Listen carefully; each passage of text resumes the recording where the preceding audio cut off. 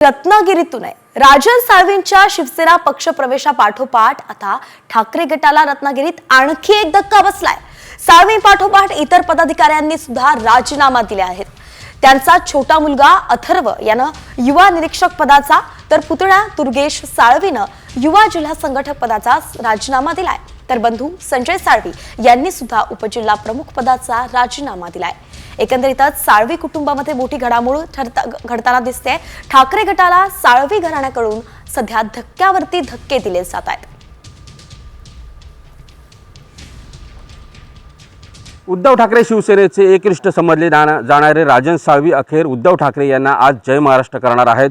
ठाण्यामध्ये राजन साळवी एकनाथ शिंदे यांच्या शिवसेनेमध्ये प्रवेश करणार आहेत। ठाण्यातील आनंद आश्रम येथे राजन साळवी यांचा पक्षप्रवेश असणार आहे। दुपारी 3 वाजता राजन साळवी हे पक्षप्रवेश करणार आहेत। एकनाथ शिंदे यांच्या उपस्थितीमध्ये हा पक्षप्रवेश असणार आहे। त्याचबरोबर त्यांच्यासोबत जे आहेत असतील राजन साळवी यांच्यासोबत त्यांचे कुटुंब देखील जे आहे ते ठाण्यामध्ये असणार आहे।